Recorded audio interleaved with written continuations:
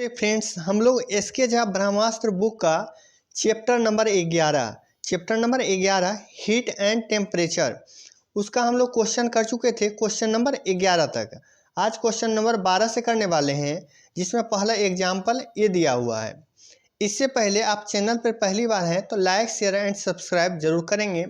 इस पे GK GS का आपको अच्छी तरह से समझाते हुए एक्सप्लेन के साथ वीडियो प्रोवाइड कराया जाता है। और पीडीएफ के लिए डिस्क्रिप्शन में लिंक दिया गया है टेलीग्राम का, वहां से ज्वाइन करके पीडीएफ डाउनलोड कर सकते हैं।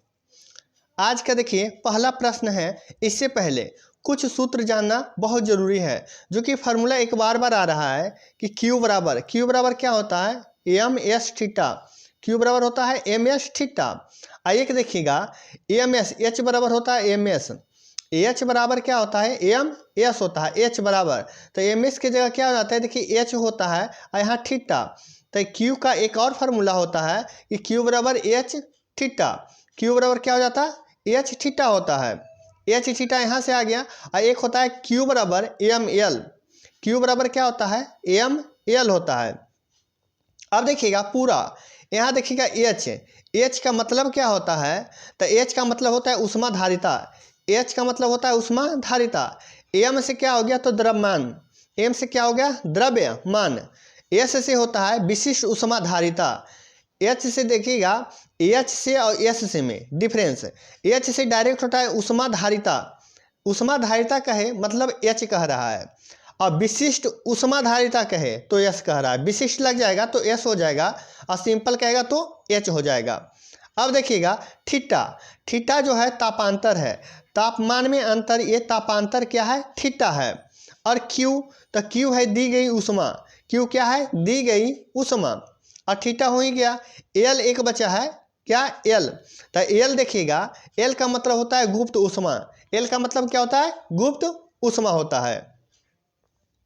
चलिए तो प्रश्न क्या स्टार्ट करते हैं। ये देखिए प्रश्न में कह रहा है कि 190 डिग्री सेंटीग्रेड तापमान वाले 2 लीटर अति तप्त पानी को 20 डिग्री सेल्सियस तापमान वाले 6 लीटर ठंडे पानी के साथ मिलाया जाता है। कोई ऊष्मा हानि न होने पर अंतिम संतुलन तापमान डिग्री सेंटीग्रेड में ज्ञात कीजिए।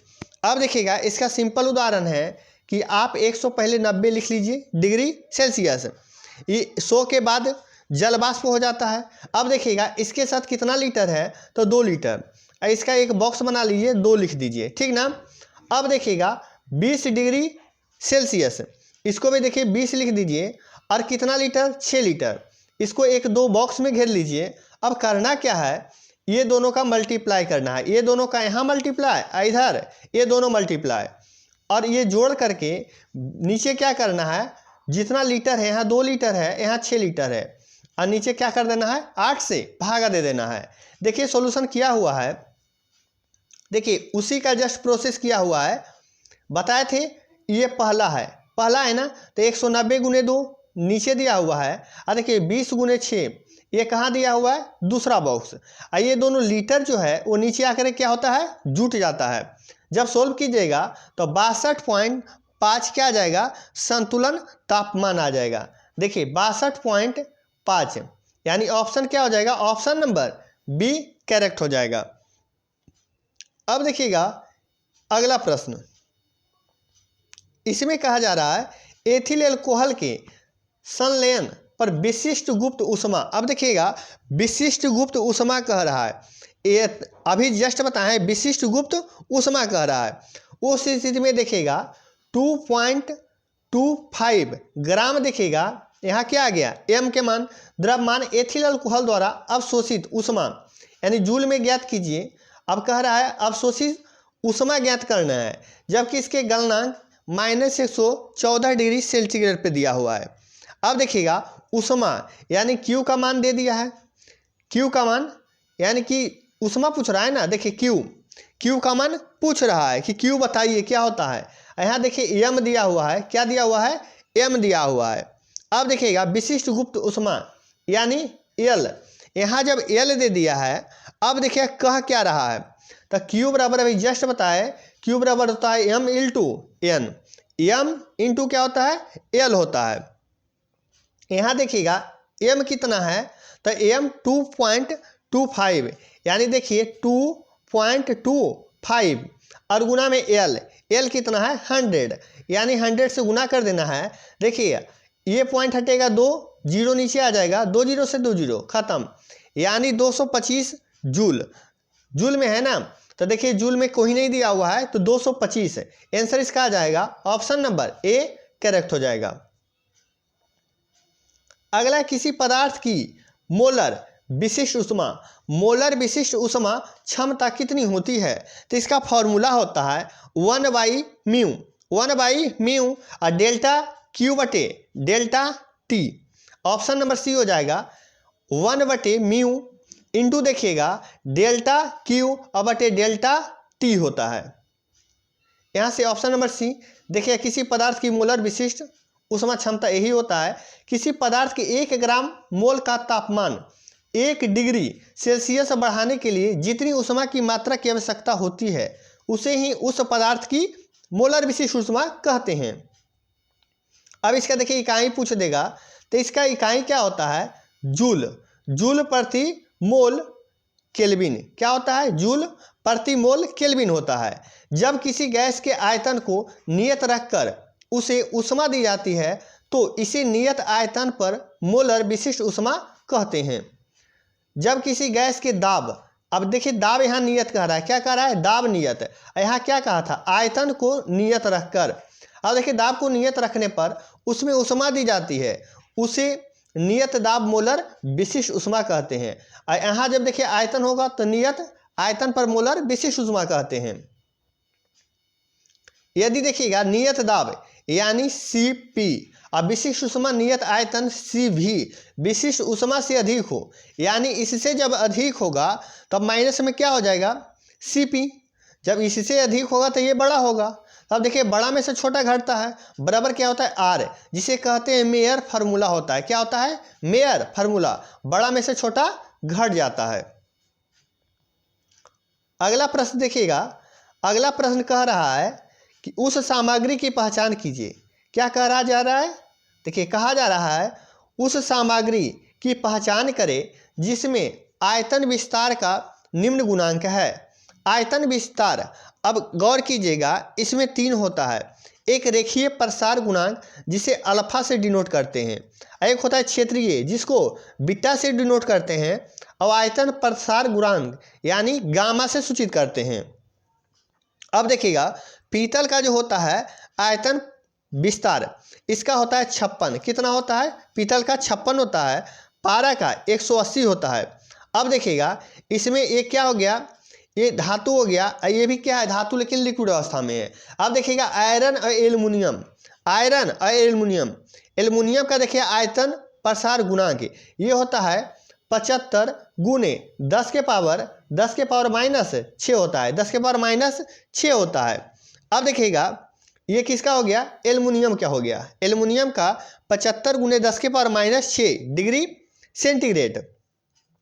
अब देखिएगा एल्युमिनियम का हो ही गया आयरन, तो इसमें जो होगा गुणांक जो होता है जिसमें आयतन विस्तार गुणांक हो तो उसमें सबसे ज़्यादा क्या होगा, देखिएगा आयरन का होगा।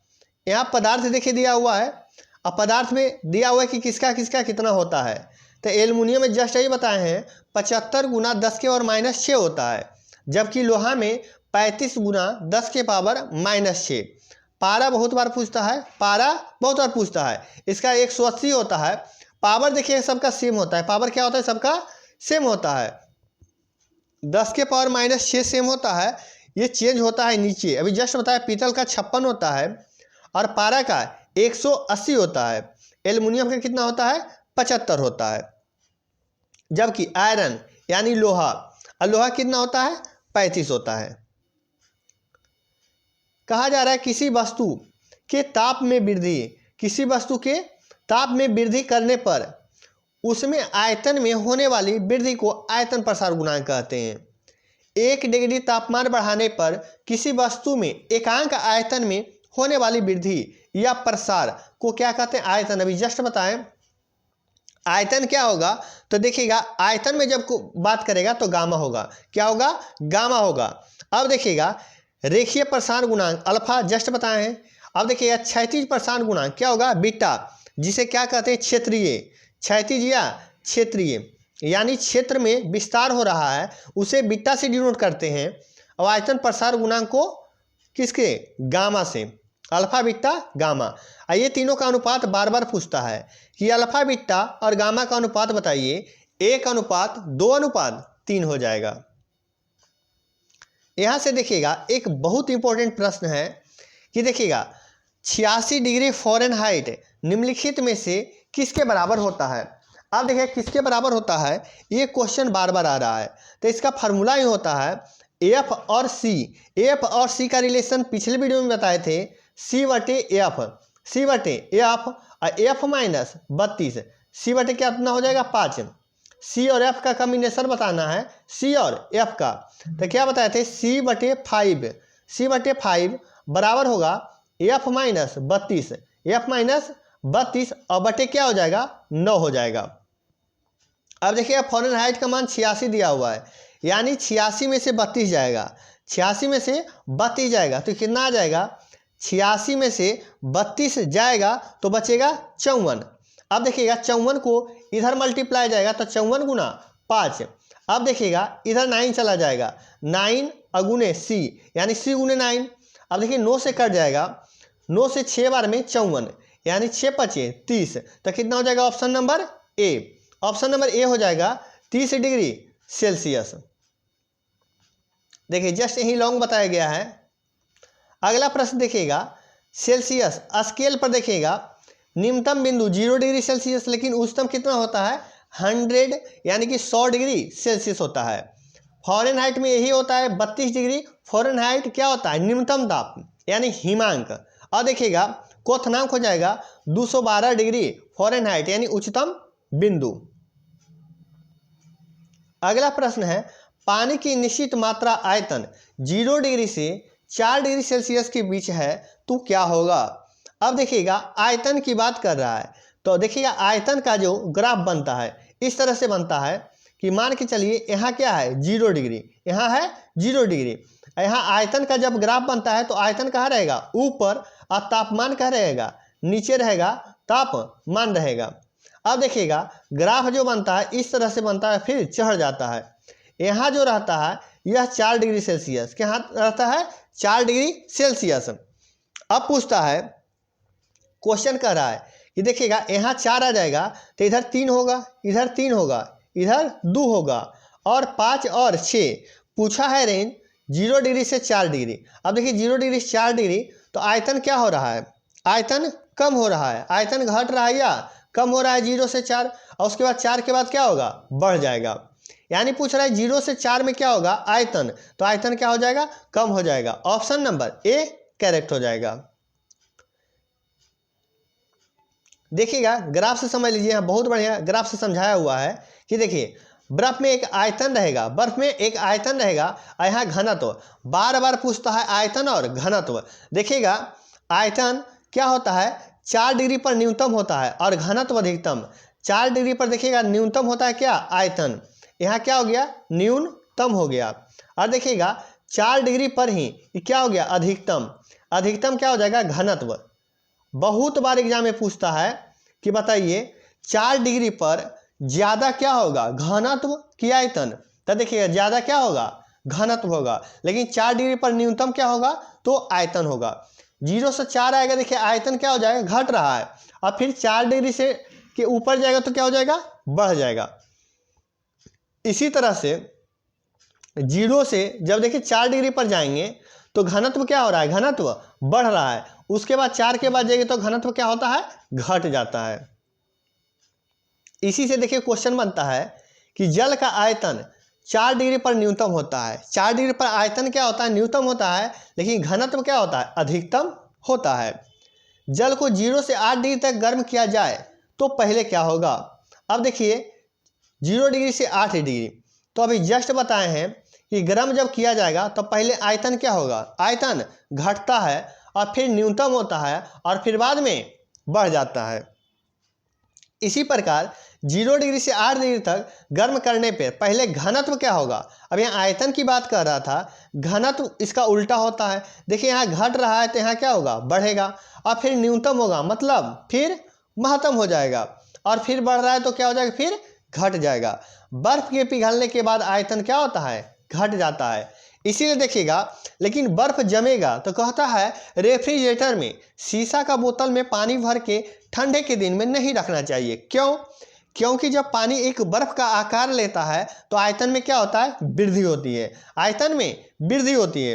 लेकिन जब पिघलता है तो क्या होता है, आयतन घट जाता है। चलिए क्वेश्चन अभी देखिएगा, कह रहा है उस सामग्री की पहचान करें जिसमें आयतन विस्तार का उच्चतम गुणांक हो। अब देखिएगा आयतन विस्तार की बात कर रहा है, आयतन विस्तार तो उच्च की गुणांक कर रहा है, क्या कर रहा है, उच्च गुणांक होना चाहिए। अब देखिए पानी, पीतल, कांच, एल्कोहल। अब देखिएगा पतला जो होगा वो अधिक होगा, जो जितना पतला होता है, एक ट्रिक लिख लीजिएगा, जो जितना पतला होता है, क्या होता है, पतला होता है, उसका आयतन उतना ही क्या होगा, विस्तार होगा। आयतन क्या होगा, विस्तार होगा। घनत्व का मतलब क्या होता है, गहरा। घनत्व का मतलब क्या होता है, गहरा। प्रसार गुणांक, यहाँ देखिएगा उच्चतम गुणांक, उच्चतम गुणांक यानी कि प्रसार, क्या होता है, प्रसार। और प्रसार मतलब ही होता है फैलना। प्रसार का मतलब क्या होता है, फैलना। अगर जो वीडियो अच्छा लगता हो तो वीडियो दोस्तों में ज़्यादा से ज़्यादा शेयर करेंगे, और कुछ दिन बाद आप लोग को हैंड रिटेन एक शॉर्ट बढ़िया नोट्स भी प्रोवाइड कराने वाले हैं। तो देखिएगा अब पानी और पीतल, पीतल तो पतला होगा नहीं, तो ऑप्शन नंबर सी क्या हो गया, कट गया। अब कांच बताइए पतला होगा, नहीं। अब देखिएगा पानी और अल्कोहल में, पानी और अल्कोहल में देखिएगा ये दोनों में सबसे ज़्यादा किसका कम होगा, अल्कोहल का। तो ऑप्शन नंबर डी करेक्ट हो जाएगा कि आयतन विस्तार का उच्चतम गुणांक किसके पास होता है, अल्कोहल के पास। अब देखिए सॉल्यूशन में दिया हुआ है कि एल्कोहल का आयतन विस्तार का उच्च होता है। अब देखिए जस्ट बताएं, रेखीय से क्या होता है, अल्फा, और क्षेत्रीय से बीटा, और आयतन से गामा होता है। अगला देखिएगा पानी का आयतन गुणांक यहाँ दिया हुआ है, आयतन प्रसार गुणांक आप कहीं लिख भी सकते हैं। देखिएगा जस्ट बताए थे पावर में 6 का क्या होता है, बराबर होता है। -6 जितना में भी रहेगा पावर क्या रहता है, बराबर रहता है। तो ध्यान पावर का ना रखिए, ध्यान रखिए पानी का कितना होता है, 210, लेकिन अल्कोहल का कितना होता है, 1100। अब बताइए 210 ज़्यादा है, ये 1100, तो 1100, तो आयतन प्रसार गुना किसका ज़्यादा हो जाएगा, अल्कोहल का। अब देखिएगा कांच का कितना होता है, मात्र 9 होता है, और कांच पायरेक्स कांच कह रहा है, लेकिन ऑर्डिनरी कांच कहेगा तो 27 होता है, और पीतल का 50 और हवा का 3400 होता है। अगला प्रश्न कहा जा रहा है कि किसी पीतल की छड़, क्या है, किसी पीतल की छड़ उष्मा चालकता 109 जूल प्रति मीटर केल्विन में देखिएगा अनुप्रस्थ काट का क्षेत्रफल, अब क्षेत्रफल 0.4 मीटर स्क्वायर, लंबाई देखिएगा 20 सेंटीमीटर, यदि छड़ दोनों सिरों पर 200 डिग्री सेंटीग्रेड के तापमान का अंतर बनाए रखना जाता है, यानी बनाए हुए रखता है, ठीक ना, तो छड़ के माध्यम में उष्मा की प्रवाह की दर क्या होगा। अब देखिएगा उष्मा प्रवाह की दर कह रहा है, क्या कह रहा है, उष्मा प्रवाह की दर मतलब Q। अभी जस्ट बताए उष्मा प्रवाह की दर मतलब Q पूछ रहा है। अब देखिएगा यहाँ से क्या हो गया, क्षेत्रफल, यहाँ दिया हुआ क्षेत्रफल, तो क्षेत्रफल को क्या लिख सकते हैं, A, क्षेत्रफल को लिख सकते हैं ना, A, क्षेत्रफल मतलब A। अब देखिए उष्मा चालकता, उष्मा चालकता क्या लिख सकते हैं, K, है ना, K यानी केल्विन। अब देखिएगा 200 डिग्री सेंटीग्रेड मतलब ये क्या दिया हुआ है, D दिया हुआ है, D थीटा, यहाँ थीटा दिया हुआ है, D थीटा दिया हुआ है। अब dx, अब देखिएगा लंबाई को dx से सूचित करते हैं, किसे, dx से। तो हम लोग पढ़े होंगे कि देखिएगा एक होता क्या है, तो फार्मूला है q बराबर क्या है, यहाँ से डिनोट कीजिएगा, qx बराबर होता है ka। अब देखिएगा dt और बटे dx होता है। अब देखिएगा यहाँ q, तो q कितना दिया हुआ था, तो q हमको पूछ रहा है, उष्मा प्रवाह क्या है पूछ रहा है, तो ka। अब देखिए k कितना है, तो 109, के कितना है तो 109 और गुने, अब कह रहा ए देखिएगा 0.4 मीटर स्क्वायर, तो यहाँ 0.4 से मल्टीप्लाई करेंगे गुना, अब देखिए टी देखिए कितना दिया हुआ है, तो टी उष्मा प्रवाह की क्या है, अब देखिएगा क्यू हो गया टी हो गया। अब यहाँ से डायरेक्ट कहता है थीटा यानी तापांतर, तो तापांतर में देखिए दोनों सिरों पर कितना अंतर है 200, तो टी यानी टेम्परेचर का तापांतर है, तो यहाँ ऊपर क्या हो जाएगा 200 और नीचे डी एक्स का मतलब क्या हो गया मोटाई, यानी कितना मोटाई है, तो मोटाई कितना है तो देखिएगा 0.2 क्या हो जाएगा मीटर, यहाँ देखिएगा सेंटीमीटर में क्या है सेंटीमीटर में, तो मीटर बदलने के लिए 100 से भागा, 100 से भागा तो 1 0 1 0 कट जाएगा, एक अंक के बाद क्या हो जाएगा पॉइंट, यानी 0.2 हो जाएगा 0.2। अब जब काटिएगा तो टोटल आ जाएगा 4360 जूल। नीचे ऐसे बना हुआ है देखिए, क्षेत्रफल जस्ट बताए इतना है, लंबाई इसको मीटर में बदल लेंगे तो 0.2 मीटर हो जाएगा, और टेम्परेचर यानी 200 डिग्री सेल्सियस। अब देखिए क्यू बराबर होता है के ए और डी टी बटे डी एक्स होता है, डी टी बटे डी एक्स, और टी क्या है टेम्परेचर है, एक्स क्या है मोटाई, एक्स मोटाई है, ए से क्षेत्रफल है, ठीक ना, और के क्या है तो ऊष्मा का चालकता है। इसी पे जस्ट देखिए बनाया हुआ है 109 इसका आ जाएगा, अब ए का ये हो गया, टेम्परेचर का जस्ट बताया एक्स का ये मल्टीप्लाई कीजिएगा तो कितना आ जाएगा 4360 जूल प्रति सेकेंड, लेकिन किलो की बात करेगा तो 1000 से क्या किया जाएगा तो देखिएगा 4360, अब किलो लगा दिया तो इसमें 1000 से भाग देना पड़ेगा, तो 1 0 से 1 0 खत्म, 2 अंक के बाद पॉइंट, यानी 4.36 किलो जूल प्रति सेकेंड हो जाएगा आंसर। अगला प्रश्न देखिएगा, अगला प्रश्न कहा जा रहा है कि 200 ग्राम भार वाले लोहे के टुकड़े का ऊष्मा, अब देखिएगा ऊष्मा 30 डिग्री सेल्सियस यानी सेंटीग्रेड से बढ़कर 60 डिग्री सेंटीग्रेड की जाती है, टुकड़े पर कितनी ऊष्मा स्थानांतरित की गई, यदि विशिष्ट ऊष्मा कितना है 450 जूल के प्रति केल्विन प्रति केजी प्रति केल्विन, क्या है जूल प्रति केजी प्रति केल्विन हो जाएगा। अभी जस्ट बताए थे 200 ग्राम क्या है तो एम है, क्या है एम है, यानी भार द्रव्यमान एम है। अब देखिएगा इसको हम केजी में जब कन्वर्ट करेंगे, क्योंकि किलो जूल में है, केजी में कन्वर्ट जब करेंगे तो इसको 1000 से भागा यानी 2 शून्य कट जाएगा 0.2 kg, कितना हो जाएगा 0.2 kg हो जाएगा 0.2 kg। यहाँ से देखिएगा ये क्या है टेम्परेचर है, और एस देखिएगा विशिष्ट ऊष्मा, तो ये क्या हो जाएगा एस हो जाएगा। तो फार्मूला हम लोग क्या पढ़े हैं, क्यू बराबर एम एस थीटा, क्यू बराबर एम एस थीटा, देखिएगा एम भी है एस भी है और थीटा, थीटा आपको बताए थे तापांतर में अंतर, यानी 60 में से 30 जाएगा कितना 30। अब देखिएगा 0.2 अगुने एस कितना है तो 450, एस कितना है 450 गुने थीटा कितना है ये 30 हो जाएगा, थीटा 30। अब देखिएगा पूरा को जब गुना कीजिएगा तो कितना आ जाएगा, यहाँ से पॉइंट हटेगा 1 0 से 1 0 खत्म हो जाएगा। अब देखिएगा 3 दूना 6 और 6 चक 24, यानी लगभग अब पंतिया 15, यानी टोटल कितना आ जाएगा 2700 जूल, कितना आ जाएगा 2700 जूल, जो ऑप्शन कहाँ है ऑप्शन नंबर सी में। यहाँ देखिए सॉल्यूशन भी दिया हुआ है, देखिए 10 के पावर -3 kg, जो यहाँ देखिए तापांतर है, और 400 जूल लोहे की विशिष्ट ऊष्मा है, तापांतर है ऊष्मा में स्थानांतरण है, यानी क्यू बराबर M S theta, M S theta, यही थीटा को टेम्परेचर बताया गया है, थीटा माने तापांतर में अंतर होता है, तो दोनों में अंतर कितना था 60 - 30 कितना 30 का, और एस का मान ये हो गया और एम का मान ये हो गया, -3 है तो बटा में क्या हो जाएगा 10 के पावर 3, 10 के पावर 3 कहीं पढ़े हैं ना, नहीं नो, जैसे 10 के पावर की होता है -9, इसी को लिख सकते हैं 1/10 के पावर 9, ये पॉजिटिव में लिख सकते हैं। अगला प्रश्न कह रहा है बर्फ की स्थिति से पानी की स्थिति में परिवर्तन की वजह से होती है, अब किसकी वजह से होती है सो कह रहा है, यानी कि देखिएगा ऊष्मा का क्या हो रहा है, ऊष्मा का अवशोषण हो रहा है, क्या हो रहा है ऊष्मा का अवशोषण हो रहा है। अब देखिएगा इसमें कहा जा रहा है कि तापमान में कमी।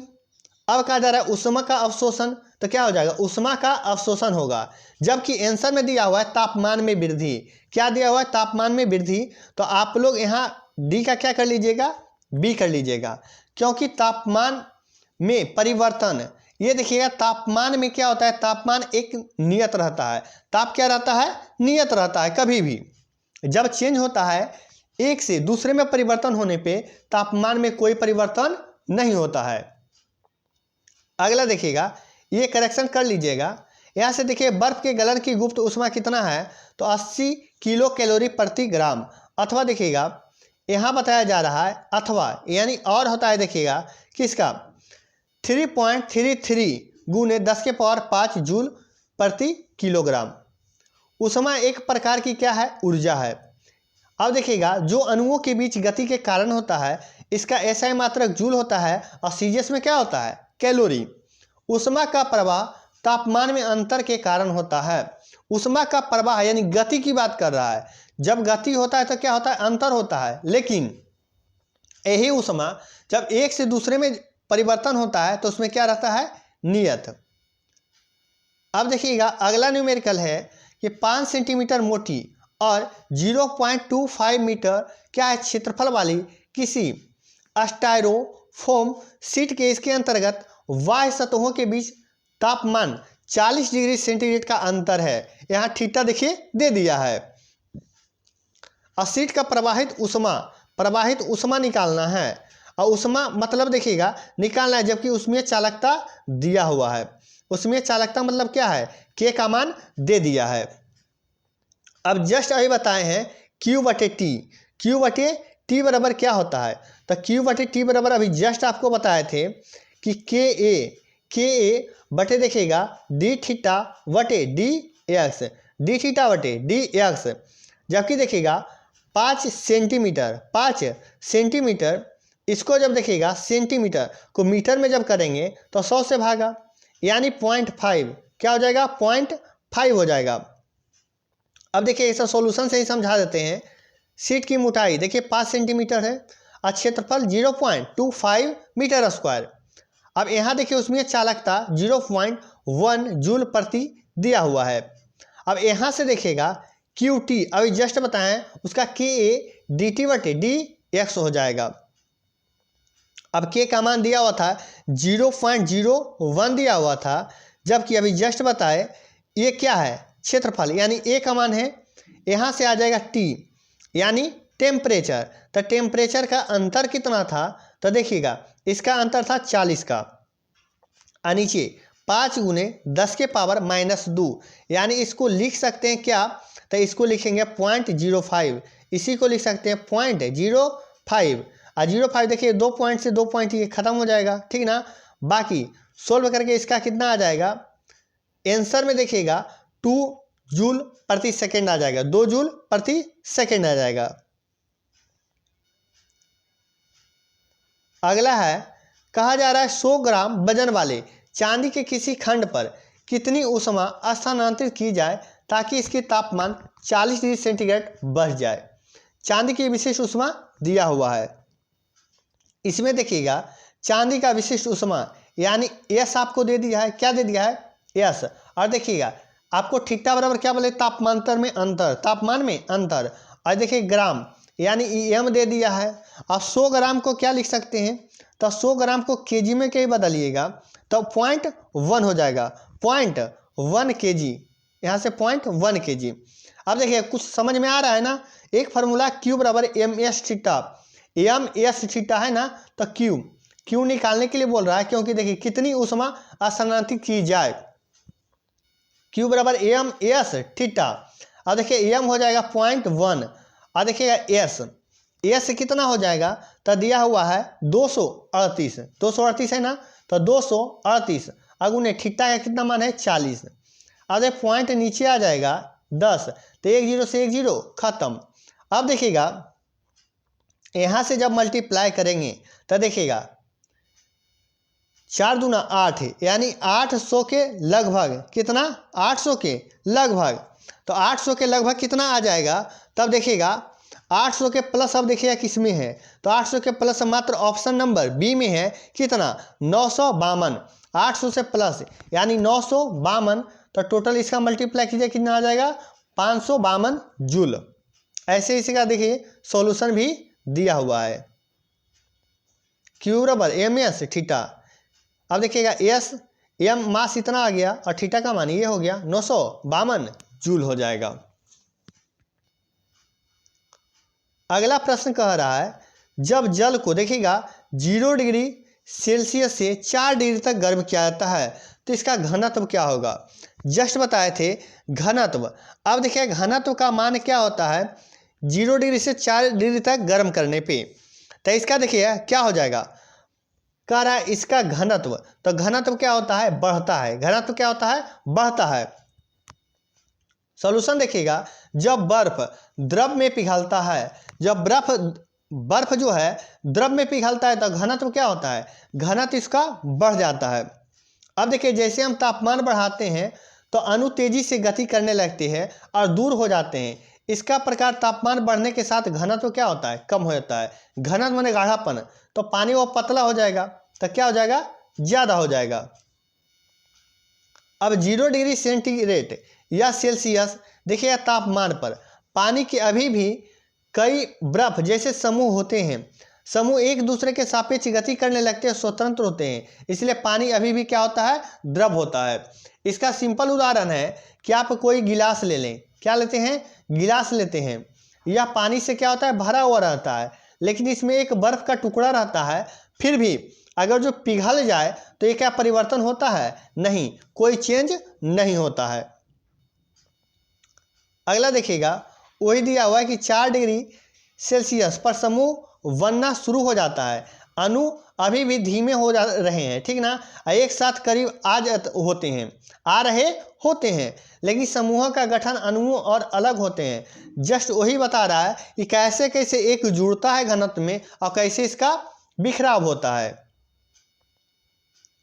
अगला प्रश्न देखिएगा फ़ारेनहाइट दिया हुआ है और सेल्सियस में पूछ रहा है। फ़ारेनहाइट दिया हुआ है सेल्सियस में पूछ रहा है। अभी जस्ट बताएं C/5 और देखिएगा F-32 और बटा में क्या लिखिएगा 9। अब देखिए फ़ारेनहाइट दिया हुआ है 152 में अगर जो 32 घटाइएगा, 152 में 32 घटाइएगा तो कितना आ जाएगा 52 में 32 यानी 2 में से 2 जाएगा तो क्या हो जाएगा 0 और 5 में से 3 जाएगा, 5 में से 3 जाएगा ये क्या हो जाएगा 2 यानी 120। अब 120 के देखिए 5 से गुना हो जाएगा और इधर क्या हो जाएगा C गुने 9, C गुने क्या हो जाएगा 9 हो जाएगा। अब देखिएगा यहाँ से कट सकता है कितना बार में, तो देखिए 9 से कट सकता है 2 1 3 नहीं। अब देखिएगा नहीं कटेगा तो क्या हो जाएगा पहले 3 से काट लीजिए, तो 3 चौक 12 यानी 40 आ जाएगा, 40 आ जाएगा ना, 40 बचे 200 यानी कि 200 और बटे क्या आ जाएगा 3, 200 बटे 3। अब देखिएगा 2 छक 18, 2 छक 18 बचा कितना 2 और फिर 20 हो गया यानी 2 छक 18, 66 मात्र ऑप्शन नंबर किस में है बी में है, यानी 66.67 क्या हो जाएगा 66.67 हो जाएगा। इसका सॉल्यूशन आप लोग देख सकते हैं दोबारा क्योंकि सॉल्यूशन भी यहाँ दिया हुआ है। अगला प्रश्न कह रहा है क्वेश्चन नंबर 13। क्वेश्चन नंबर 13 कहता है कि जब दो निकाय ऊष्मीय संपर्क में होते हैं तो उनके बीच ऊष्मा का प्रवाह तब तक होता है जब उनके क्या क्या अलग होते हैं। तो इसमें कीजिएगा देखिए गैस का प्रवाह घनत्व में अंतर के कारण होता है। एक चीज लिख लीजिएगा गैस का जब प्रवाह की बात करेगा, गैस की प्रवाह की बात करेगा तो ये घनत्व में अंतर के कारण होता है, घनत्व में अंतर के कारण होता है। देखिएगा ऊष्मा एक लिख लीजिएगा ऊष्मा जो होता है तापांतर के कारण होता है। किसके कारण तापांतर के कारण। तो ऊष्मा की बात कर रहा है तो यह प्रवाह किसके कारण होता है तो तापांतर के कारण, यानी ऑप्शन नंबर सी क्या हो जाएगा करेक्ट। विद्युत धारा का प्रवाह विभवांतर के कारण होता है। एक और पूछता है कि विद्युत धारा का प्रवाह किसका, विद्युत धारा का प्रवाह देखिएगा ये तीनों क्वेश्चन पूछा हुआ इसलिए लिखा दिए। विद्युत धारा का प्रवाह तो ये विभवांतर के द्वारा, किसके द्वारा? विभवांतर के द्वारा। कहीं नोट कर लीजिएगा। अगला देखिएगा,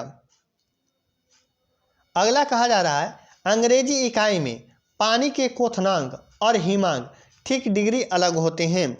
अब देखिएगा अलग होते हैं, अब गौर कीजिएगा कितना होता है, तो क्वथनांक अब दिया हुआ है किस में, तो देखिए क्वथनांक और हिमांक डिग्री सेल्सियस में अलग होते हैं। तो इसमें से क्या हो जाएगा, अलग की बात करेगा तो क्वथनांक और हिमांक देखिएगा एक सेल्सियस में, तो क्वथनांक कितना होता है 100, क्वथनांक कितना होता है 100 और हिमांक कितना होता है 0, तो ये कितना आ जाएगा, तो 100 आ जाएगा। कितना आ जाएगा 100। लेकिन अब देखिएगा फ़ारेनहाइट में, किस में? अंग्रेजी में। तो फ़ारेनहाइट में तो देखिएगा 212 कितना हो जाएगा 212। देखिएगा इसका हिमांक कितना होता है, तो 32। हिमांक कितना होता है 32। अब 32 देखिए घटाएगा तो 12 पहले घट जाएगा तो 200, अब 12 20 और घटाइएगा तो कितना हो जाएगा 80। यानी इसका जब अंतर हो जाएगा तो 180। जो देखिएगा ये तो ऑप्शन में नहीं है, ये ऑप्शन में नहीं ना है, तो देखिए 180 यानी ऑप्शन नंबर क्या हो जाएगा, सी हो जाएगा। और र्यूमर में एक क्या होता है र्यूमर, तो र्यूमर का देखिएगा क्वथनांक होता है 80 और हिमांक कितना 0 होता है। ये दोनों का अंतर जब कीजिएगा तो इसका 80 होता है, जो ऑप्शन में आपका नहीं है। एक केल्विन होता है जिसका क्वथनांक होता है 373 और हिमांक होता है 273। इसका जब अंतर कीजिएगा तो 100 को होता है, कितना होता है 100 का अंतर। यानी फ़ारेनहाइट में दिया हुआ है 180 का अंतर, जो क्वथनांक होता है 212 और हिमांक होता है 32 डिग्री फ़ारेनहाइट। चलिए यहीं से सूत्र देखिए बनता है कि C/0।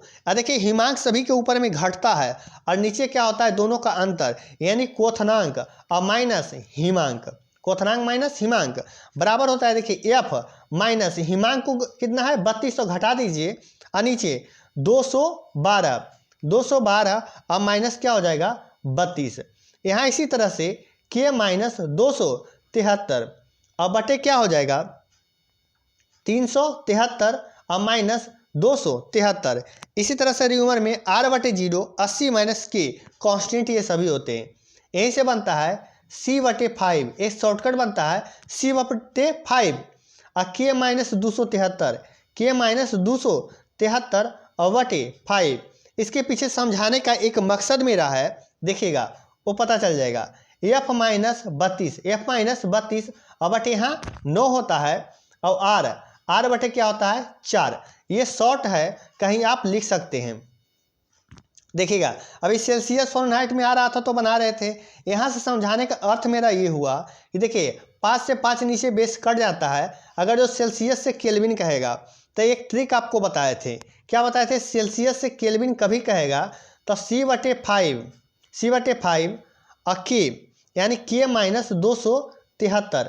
बहुत बढ़िया। यहाँ से देखिएगा एक मूवमेंट आता है, 5 यहाँ भी होता है तो 5 से 5 कट जाता है, यानी C बराबर K माइनस 273। यहाँ से एक चीज़ निकला है कि कभी भी सेल्सियस से केल्विन कहेगा, सेल्सियस से केल्विन कहेगा तो सेल्सियस से कभी भी केल्विन के लिए जाने के लिए कहेगा तो देखिए छोटा से बड़ा की ओर जा रहे हैं, तो केल्विन में क्या करेंगे प्लस 273। क्यों? क्योंकि पहले ही माइनस 273 है, पहले ही क्या है माइनस 273।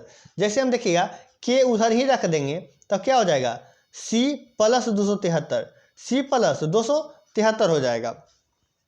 तो देखिए सेल्सियस से केल्विन में जाने के लिए कहेगा तो क्या करेंगे 273 सेल्सियस में जोड़ देंगे, सेल्सियस में क्या करेंगे 273 जोड़ देंगे। एक केल्विन से सेल्सियस में जाने के लिए कहेगा तो देखिएगा बड़ा से छोटा जब जाएगा तो क्या घटेगा ना, तो देखिएगा केल्विन का मान दिया हुआ रहेगा और सेल्सियस में निकालने के लिए बोलेगा तो उसमें से जो भी दिया रहेगा घटा दीजिएगा 273। चलिए अगला देखिएगा, इसका सॉल्यूशन भी दिया हुआ है। देखिए जस्ट दिया हुआ है ना कि फ़ारेनहाइट क्या है, अंग्रेजी इकाई है। आपको टोटल हम निकाल करके इसीलिए बता दिए कि पूरी तरह से समझ में आ जाना चाहिए। यह सेल्सियस में देखिए हिमांक जस्ट बताए हैं और सेल्सियस में क्वथनांक भी बताएं 100 डिग्री, फ़ारेनहाइट में 212 और केल्विन में देखिएगा 273, ये कभी क्या है, हिमांक है। जल का त्रिक बिंदु बहुत बार एग्जाम में पूछा है, जल का त्रिक बिंदु कितना होता है, तो 0.01 डिग्री सेल्सियस होता है। क्वेश्चन नंबर 14, क्वेश्चन नंबर क्या है, 14 है। 14 कहा जा रहा है कि स्थानांतरित ऊष्मा, क्या है स्थानांतरित ऊष्मा, ऊर्जा का एसआई इकाई क्या होता है। तो देखिएगा इसका क्या होता है, ऊष्मा का एसआई मात्रा क्या होता है, जूल होता है। ऊष्मा का एसआई मात्रा क्या होता है, जूल। ऊष्मा और कार्य का एसआई मात्रा क्या होता है, जूल होता है। अब देखिएगा जूल ही नहीं होता है, और बहुत सारा होता है। क्या होता है, और होता है, जैसे 1 किलो वाट घंटा होता है। एक देखिएगा इलेक्ट्रॉन वोल्ट होता है, इलेक्ट्रॉन वोल्ट होता है। ये सभी क्या है, ऊष्मा का है। अगला प्रश्न, किसी प्रणाली में भेजी जाने वाली ऊष्मा को किसमें मापा जाता है। तो देखिए किसमें मापा जाता है, तो ये जूल में मापा जाता है। ऊष्मा का एसआई मात्रा कभी जस्ट बताएं, क्या होता है, जूल होता है। जबकि देखिएगा ऊष्मा प्रवाह में तापमान में अंतर के कारण होता है। क्या, तापमान में अंतर के कारण, जैसा ये बताए हैं। ऊष्मा के बढ़ने से तापमान भी क्या होता है, बढ़ता है, और घटने से घटता है। ऊष्मा का एसआई मात्रा क्या है, जूल, लेकिन तापमान का क्या है, केल्विन हो जाएगा। ऊष्मा का सीजीएस में क्या हो जाएगा, कैलोरी। विद्युत धारा का एम्पियर होता है, और विद्युत ऊर्जा का व्यय को देखिएगा किलोवाट घंटा में सूचित करते हैं। अब देख किसका किसका क्या होता है, तो जूल किसका किसका होता है, ऊष्मा, कार्य और ऊर्जा। ऊष्मा, कार्य और ऊर्जा का एसआई मात्रा क्या होता है, जूल होता है। विद्युत धारा का एम्पियर, तापमान का क्या होता है, केल्विन, और विद्युत शक्ति का किलोवाट, और विद्युत ऊर्जा किलोवाट घंटा होता है।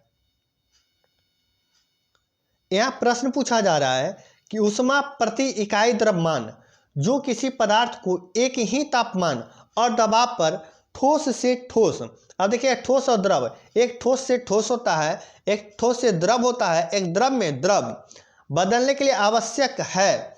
अब देखिएगा आवश्यक क्या है, इसमें बताया जा रहा है। तो देखिएगा कहा जा रहा है उपयुक्त विधि को जमने की प्रक्रिया यानी रिलीजेशन, अगला कार्य वेपोराइजेशन यानी बाष्पीकरण, ठोस और द्रव, देखिएगा एक बाष्पीकरण, एक परिशोधन यानी सब्लिमेशन, और द्रवण की गुप्त ऊष्मा। अब देखिए तापमान और दबाव, यह और कह दिया यानी दोनों कह दिया है। क्या कह दिया है, पदार्थ की एक ही तापमान और दबाव दोनों जब कहेगा तो द्रव की गुप्त ऊष्मा होगा। क्या हो जाएगा, द्रव यानी द्रवण की क्या हो जाएगा, गुप्त ऊष्मा। ऑप्शन नंबर डी करेक्ट हो जाएगा। देखिएगा यहाँ दिया हुआ है कि इसका इकाई द्रव्यमान जो किसी पदार्थ को एक ही तापमान और दबाव, यहाँ और जो लगा दिया यानी इसके कारण क्या हुआ कि ठोस और द्रव में बदलने के लिए आवश्यक होता है द्रवण की गुप्त ऊष्मा प्रति इकाई। बाष्पीकरण, द्रव को बाष्प यानी गैस में बदलना क्या कहलाता है, बाष्पीकरण कहलाता है। ऊर्ध्वापातन हम लोग जानते हैं कि कोई पदार्थ ठोस से सीधे गैस में, किससे, ठोस से सीधे गैस में बदल जाए उसे क्या कहते हैं, ऊर्ध्वापातित पदार्थ यानी ऊर्ध्वापातन कहलाता है। ताप को नियत रखकर वस्तु की अवस्था में परिवर्तन, ताप क्या है, टेम्परेचर नियत रखता है, तो Q बराबर ml, जस्ट बताए थे Q बराबर क्या होता है, ml। जो Q क्या होता है, तो Q होता है दी गई ऊष्मा, Q क्या होता है, दी गई ऊष्मा, Q दी गई ऊष्मा है। अब देखिएगा m क्या है, तो m जानते हैं m होता है द्रव्यमान होता है। Q बराबर ml, Q बराबर ml, और L क्या है, गुप्त ऊष्मा है, L है गुप्त ऊष्मा। और Q बराबर अभी बार बार आ रहा है, Q बराबर ms थीटा भी होता है, और H बराबर ms होता है। गौर कीजिएगा H कभी यहाँ आ जाता है ms के जगह पे।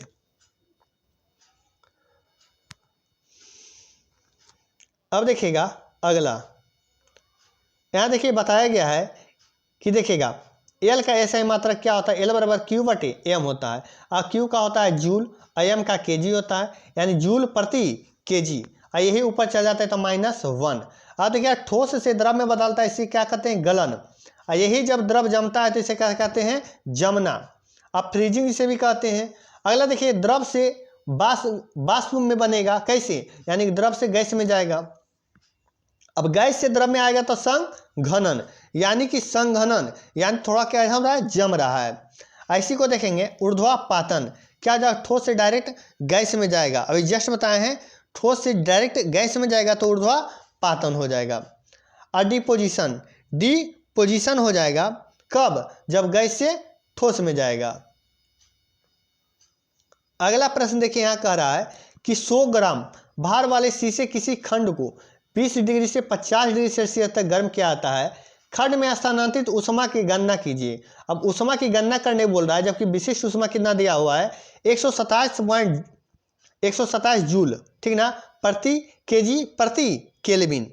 अब देखिएगा यहाँ से मास यानी द्रव्यमान, अभी जस्ट बताएं ये पीछे भी प्रश्न रिपीट हुआ है। देखिएगा 100 ग्राम को हम केजी में लिखेंगे 0.1 केजी, 0.1 केजी यानी एम दिया हुआ है। अब देखिए थीटा दिया हुआ है तापांतर में अंतर, क्या तापांतर में अंतर, यानी थीटा दिया हुआ है कितना, 30 डिग्री अंतर दिया है। और ये क्या दिया हुआ, एस यानी विशिष्ट ऊष्मा यानी एस दिया हुआ है। अब फार्मूला हम लोग जानते हैं, Q बराबर एम एस थीटा, Q बराबर क्या होगा, एम एस थीटा। आप लोग वीडियो लास्ट तक देखिएगा, रिवीजन बहुत सारा चीज़ होता है।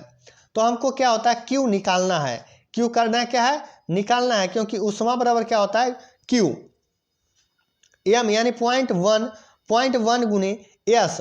अब एस कितना दिया हुआ है, तो 127, कितना 127 अगुने थीटा 30, थीटा 30। अब यहाँ पॉइंट से 1 जीरो खत्म हो जाएगा, 127 गुने 3, 127 गुने 3 जो होता है 381, यानी 381। ऑप्शन नंबर ए करेक्ट है, बना हुआ भी है, आप देख सकते हैं।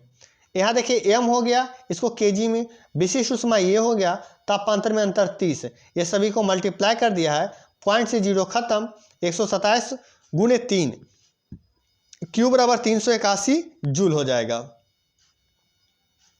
यहाँ से अगला प्रश्न है कि 24 सेंटीमीटर मोटाई वाली ईंट की दीवार में आंतरिक सतह तापमान 25 डिग्री सेल्सियस है।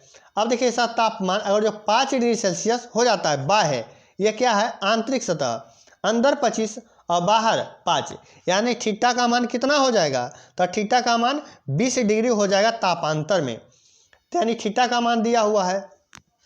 अब देखिएगा थीटा का मान दे दिया है।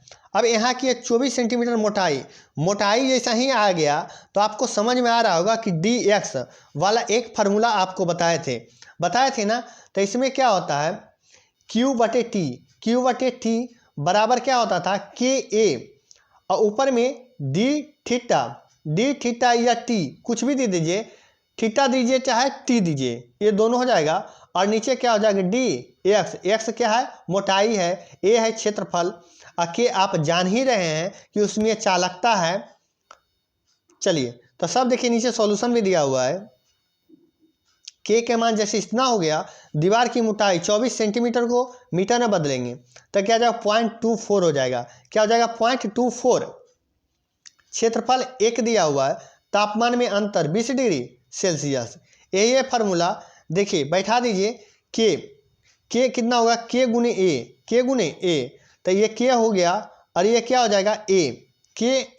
अब देखिएगा अंतर दोनों का 20 और नीचे क्या होगा dx, ये क्या हो गया 24 गुने 10 के पावर -2। सोल्व कीजिएगा 12.5 जूल प्रति सेकेंड। अब देखिएगा फ़ारेनहाइट और सेल्सियस स्केल पर अभिमुख होते हैं। अभिमुख का मतलब हो गया दोनों समान कब होते हैं, तो हम लोग स्पीडियर में बहुत बार पढ़े हैं -40 डिग्री सेल्सियस। लेकिन देखिएगा प्रूफ करने की बात आएगा तो आप लोग जानते हैं C/5। अब देखिए फ़ारेनहाइट के आप बताए थे F-32 और बटे 9, ये दोनों का मान क्या है, समान करना है, यानी C का भी कुछ A B C D F G कुछ भी मान लीजिए। तो देखिए हम मान लेते हैं x मान लेते हैं, तो x/5 बराबर x-32 और बटे में कितना 9। अब मल्टीप्लाई कीजिए तिरछा तो 9x, क्या हो जाएगा 9x बराबर 5x और गुना में क्या हो जाएगा, देखिएगा माइनस है ना, तो माइनस में क्या हो जाएगा, यानी 9 × 27 यानी 270 5 से करना है ना 5x। तो देखिए 3 5 150 और 5 दूना 10 यानी 160। क्या हो जाएगा 160 यहाँ से आ जाएगा। अब देखिएगा 5x जब इधर जाएगा तब क्या हो जाएगा, यहाँ से घटेगा 4x। अब देखिएगा इधर चला जाएगा, किधर, इधर।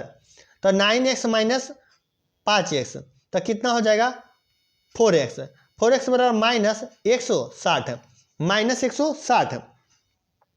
4 से देखिए कट जाएगा, 4 चौक 16 यानी 0। x बराबर क्या आ गया, x बराबर माइनस 40 डिग्री आ गया। इसमें ना सेल्सियस कहेंगे ना फ़ारेनहाइट, दोनों का अंतर बोला है तो डायरेक्ट डिग्री से डिनोट करेंगे। तो x बराबर माइनस 40 डिग्री आ जाएगा। आप लोग को समझ में जरूर आया होगा। देखिए अगला प्रश्न कह रहा है 1 kg पानी को 4 डिग्री से 0 डिग्री तक ठंडा किया जाए, 4 डिग्री से 0 डिग्री तक। अब देखिए तो इसका आयतन, आयतन इसमें क्या होगा, देखिए आयतन क्या हो जाएगा, अधिक हो जाएगा और घनत्व घटेगा। आयतन की बात कर रहा है तो आयतन क्या हो जाएगा, अधिक हो जाएगा, लेकिन घनत्व क्या हो जाएगा, घनत्व घट जाएगा। क्या हो जाएगा, घट जाएगा। इसका सॉल्यूशन देखिए फिगर की तरफ से दिया हुआ है, आप देख सकते हैं। इसके पहले भी आपको बताए थे ना। देखिएगा आपको कहाँ से कहाँ कह रहा है, देखिए 4 डिग्री से 0 डिग्री, आयतन ये है 4 डिग्री से 0 डिग्री, 4 डिग्री से 0 डिग्री जाना है। तो देखिएगा क्या हो रहा है, आयतन क्या हो रहा है, तो आयतन क्या हो रहा है, बढ़ रहा है, आयतन बढ़ रहा है, लेकिन घनत्व जस्ट इसका अपोजिट होता है। घनत्व देखिए 4 डिग्री से 0 डिग्री, 4 डिग्री से 0 डिग्री, तो घनत्व क्या होता है, घनत्व घटेगा। घनत्व घटेगा लेकिन आयतन क्या होता है, आयतन जस्ट ऐसे होता है। आयतन जस्ट ऐसे क्या होता है, ये क्या है, आयतन, ये है आयतन का सिंबल है। देखिए आयतन अगर जो 4 डिग्री से 0 डिग्री जाएंगे तो क्या हो जाएगा, ये क्या हो रहा है, तो बढ़ रहा है। ये क्या हो रहा है, बढ़ रहा है। जब नीचे की ओर आएंगे 0 से 4 तो क्या हो जाएगा, घटेगा। डायरेक्शन देखना है कि कहाँ से कहाँ जा रहा है, ठीक ना। ये 0 डिग्री है, यहाँ 4 डिग्री, देख रहे हैं ना। ये हो जाएगा घनत्व का, घनत्व 4 डिग्री पर अधिक होता है, लेकिन आयतन 4 डिग्री पर क्या होता है, कम होता है। देखिए ना कि घनत्व 4 डिग्री पर क्या होता है, अधिक होता है, और आयतन 4 डिग्री पर न्यूनतम होता है। 2 से 8 डिग्री तक गर्म किया जाए तो पहले घटता है, फिर न्यूनतम और फिर बढ़ता है। इसके पिछले क्वेश्चन में भी दिया हुआ था। इंपॉर्टेंट यहाँ से कि पानी का घनत्व देखिएगा 1000 kg प्रति मीटर क्यूब होता है, जबकि बर्फ का कितना होता है, 900 kg प्रति मीटर क्यूब। अब देखिएगा प्रश्न है ऊष्मा स्थानांतरण की प्रणालियां चालन यानी कंडक्शन और संवहन यानी कन्वेक्शन द्वारा अलग किया जाए निकायों के बीच संचालित होती है। तो ये देखिएगा ये किसके द्वारा होता है, तो ऊष्मा का संचरण, ऊष्मा की बात करता है। संवहन, अब देखिएगा इसमें जो दिया हुआ है ऊष्मा का स्थानांतरण, तो आप लोग जानते हैं कि ऊष्मा या प्रकाश, ऊष्मा या देखिएगा प्रकाश, ये दोनों जो होता है इसको माध्यम की ज़रूरत नहीं होती है। माध्यम की ज़रूरत नहीं होती है तो कहाँ हो जाएगा, निर्वात में, जिसे कहते हैं वैक्यूम पर। वैक्यूम में देखिएगा प्रकाश गमन कर सकता है, लेकिन ध्वनि, एक गौर कीजिएगा, यहाँ से क्वेश्चन बनता है कि बताइए ध्वनि निर्वात या वैक्यूम में गमन कर सकती है, तो नहीं, ध्वनि कभी भी निर्वात या वैक्यूम में गमन नहीं कर सकती है, लेकिन प्रकाश वैक्यूम में गमन कर सकती है। तो ऊष्मा का स्थानांतरण निर्वात में होता है। देखिए दिया हुआ है कि ऊष्मा स्थानांतरण की प्रणालियां चालन, संवहन और निर्वात द्वारा अलग किया जा सकता है। चालन और संवहन ये दोनों हैं जो निर्वात द्वारा अलग किए गए निकायों के बीच संचालित होती है। ऊष्मा स्थानांतरण की वह विधि जहां ऊष्मा का संचरण एक स्थान से दूसरे स्थान के अणुओं के बीच गति के कारण होता है, उसे क्या कहते हैं, संवहन। इसका 3 होता है, एक होता है चालन, क्या होता है, एक चालन, एक होता है संवहन, और एक होता है विकिरण। क्या होता है, विकिरण। 3 ही है। विकिरण जो डायरेक्ट हमारा सूर्य का प्रकाश पृथ्वी पर आता है वो विकिरण विधि द्वारा। संवहन जो फ्रिज ठंडा होता है वो क्या होता है, संवहन विधि द्वारा। चालन जो कभी कोई गर्म चीज एक अणु से दूसरे में स्थानांतरित होते हैं उसे चालन। जैसे कोई गर्म चीज छड़ गर्म कर रहे हैं तो लोहार के पास देखिएगा वो गर्म करता है किसी को तो चुट्टा से, एक चिमटा से पकड़ के उसको हटाता है। क्यों, क्योंकि आगे गर्म कर रहा है लेकिन गर्म कहाँ तक हो रहा है, पीछे तक, तो वो चालन हो गया। द्रव और गैस में ऊष्मा का संचरण संवहन विधि द्वारा। गौर कीजिएगा, द्रव और गैस में ऊष्मा का संचरण एक स्थान से दूसरे स्थान तक बिना माध्यम यानी वैक्यूम के रहने के माध्यम को बिना गर्म किए होते हैं। यह क्या होता है? विकिरण विधि होता है। सूर्य का ऊष्मा जस्ट अभी बताएं पृथ्वी तक पहुंचना एक विकिरण विधि द्वारा होता है, जबकि वायुमंडल गर्म किसके द्वारा? तो संवहन द्वारा। वायुमंडल गर्म हो जाएगा संवहन द्वारा, लेकिन पृथ्वी पर किरण जो पहुंचता है वो विकिरण द्वारा, ऊष्मा जो पहुंचता है। आज का सेशन हम लोग यहीं रखेंगे। अगले वीडियो में हम लोग इससे आगे और कोशिश करेंगे यह चैप्टर खत्म करने के लिए। वीडियो को ज़्यादा से ज़्यादा शेयर करें।